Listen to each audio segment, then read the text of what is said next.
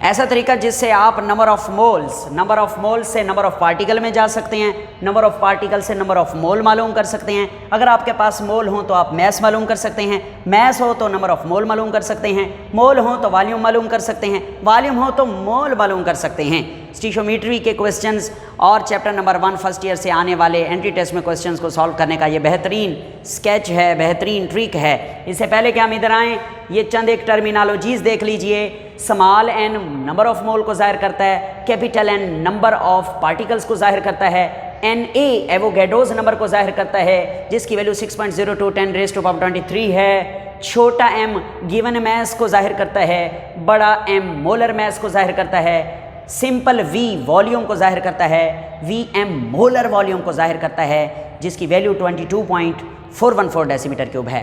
Trick क्या है?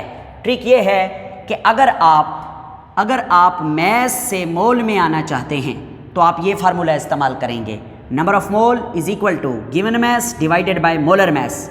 जो मैस आपके पास होगा उसको ऊपर पुट करेंगे और जिसका भी होगा, जिस एटम का या मॉलिक्यूल का, उसका मोलर मैस नीचे पुट करेंगे। जब जवाब निकालेंगे तो आपके पास नंबर ऑफ मोल्स निकल आएंगे। अगर आप नंबर ऑफ मोल्स आपके पास हैं और नंबर ऑफ मोल्स से मैस फाइंड आउट करना चाहते हैं तो इसी फार्मूले को चेंज कर दीजिए, यानी इस कैपिटल एम को एन के साथ मल्टीप्लाई कर दीजिए। ये फार्मूला बनेगा छोटा m is equal to number of mole multiply by molar mass. Molar mass और नंबर ऑफ मोल को मल्टीप्लाई करने से आपको मैस हासिल होता है। तो इंटर कन्वर्जन, मैस से मोल में जाएं तो ये फार्मूला यूज़ होगा, मोल से मैस में आना चाहते हैं तो ये फार्मूला यूज़ होगा।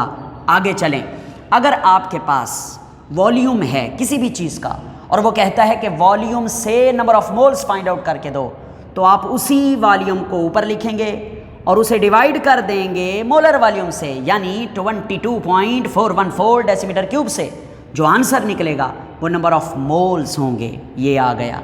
अब अगर आपके पास मोल्स हैं और वो कह रहा है कि मोल से मुझे वॉल्यूम चाहिए, मोल से वॉल्यूम में चलो, तो आपके पास जो भी नंबर ऑफ मोल्स हैं उन नंबर ऑफ मोल्स को आप मोलर वॉल्यूम के साथ यानी 22.414 डेसीमीटर क्यूब के साथ ज़रब दे दीजिए, आपके पास वॉल्यूम निकल आएगा। Is that clear? अगली बात, अगर वो आपको कहता है कि आपके पास मैस है किसी भी चीज़ का और मैस से आप वॉल्यूम निकालें, तो तरीका क्या है? पहले आप मैस से मोल निकालेंगे इस फार्मूले की हेल्प से, फिर मोल से वॉल्यूम निकालेंगे इस फार्मूले की हेल्प से। आगे चलें, अगर आपके पास नंबर ऑफ पार्टिकल्स हैं यानी कि एटम की तादाद है या मॉलिक्यूल की तादाद है और कहता है उसके मोल्स फाइंड आउट करो, तो आप ये फार्मूला लगाओगे, moles is equal to given number of particles divided by Avogadro's number, यानी 6.02 10⁻23। जो भी गिवन पार्टिकल्स हैं उनको डिवाइड कर दें एवोगैड्रो नंबर से, आपके पास नंबर ऑफ मोल्स निकल आएंगे।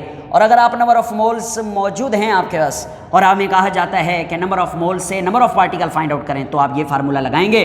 और ये वाला फार्मूला कैसे आया है? ये वाला फार्मूला आया है इसी फार्मूले से, जैसे ये फार्मूले से ये बनाया, इससे ये बनाया, सेम ऐसे ही n is equal to n over n a. इस एन ए को नंबर ऑफ मोल से ज़रब दे दें तो capital N number of particle is equal to given mole multiply by Avogadro's number, ज़रब देंगे, नंबर ऑफ पार्टिकल्स निकल आएंगे। और अगर कभी ऐसा हो जाए कि आपको नंबर ऑफ पार्टिकल दे और कहे उससे आप वॉल्यूम मालूम करो, तो आप यहाँ से पहले यहाँ आएंगे फिर इधर पहुँच जाएंगे। और अगर आपको दे नंबर ऑफ पार्टिकल और कहे मैस मालूम करो, तो पहले आप नंबर ऑफ पार्टिकल से मोल मालूम करेंगे और फिर मैस मालूम करेंगे। सुपर डुपर ट्रिक के साथ आप किसी भी क्वेश्चन को बड़ी आसानी से सॉल्व कर सकते हैं।